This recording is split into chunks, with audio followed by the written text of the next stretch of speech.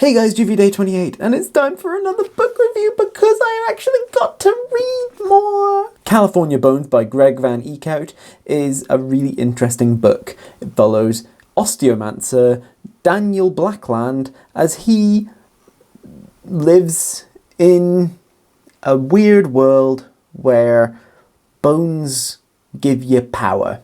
Bones and magic are one and the same in many ways. If you got magic powers, your bones are a target, as Daniel knows when his dad is killed in front of him. This is a really kind of dark urban fantasy, but that's what urban fantasy is about. It's real interesting. It's a heist book. One of the most fundamental things about it is that it's a heist book. They're going in and doing a heist. Daniel is a fascinating character. Daniel seems like he should be more white than he actually is. And as it turns out, same with Greg Van Eekhout.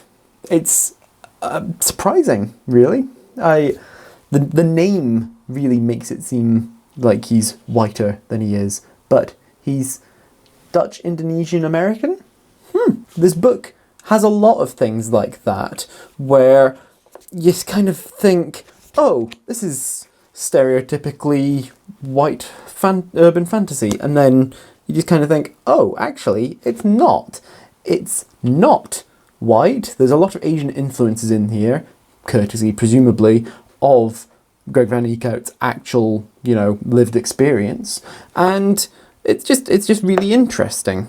The way that he's set up this world, because there's magic, there's different forms of magic, but the main form is osteomancy, where you eat bones to get power, or eat other bits of magical creatures, and that can include people. It's pretty damning on that front, because you end up with a bunch of cannibals. It's pretty dark, as I said, but it's a really fascinating world, because the consequences of all of this, like, there's guys in here that have been around for a long time and have accrued vast magical powers, and then, they're learning more about magic and the way it works down to the molecular level.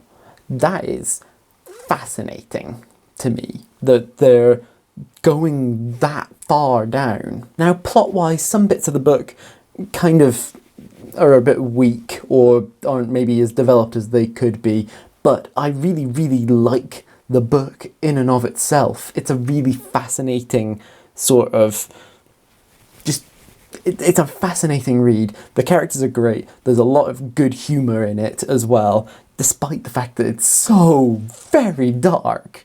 It's just a really interesting book.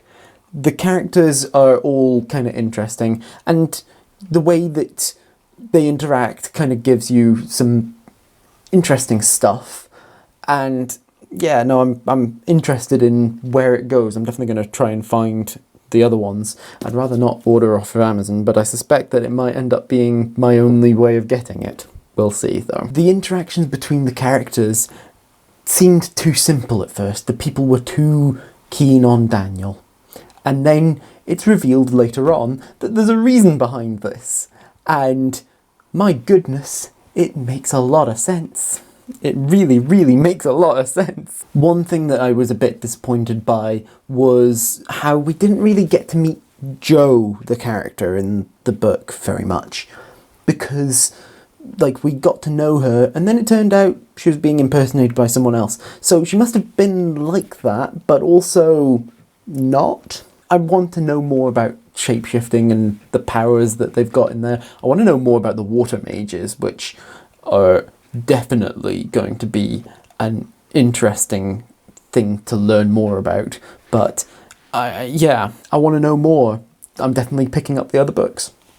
There's no way I'm not doing that at this point. I had a moment while I was reading this yesterday that kind of stuck out, which is about the whole... it uses the term golem in here. And if you look into the origins of golems, they're an exclusively Jewish thing, and it's really been bastardized quite a lot. And I'm pretty sure it's just because it's become a generic fantasy monster that he's used the term, but I think that he would probably, if he knew more, have used the term construct. But, you know, it's, or clone or whatever. But that's just the problem, is that that's a whole thing. And I definitely blogged a thing about that on Tumblr yesterday at some point. But this book doesn't get too negatively affected by that. So I really enjoyed this book, and I think that it's just brilliant. I'm going to check out the other ones, and if you let me know in the comments down below what you thought of the book, because I'd love to know. Let me know down there. I hope that you enjoyed this video and that you remember to like and share it and subscribe to my channel. Click on the thumbnails down below to see other videos by me, and I will see you guys tomorrow for the next day of JuV. Bye!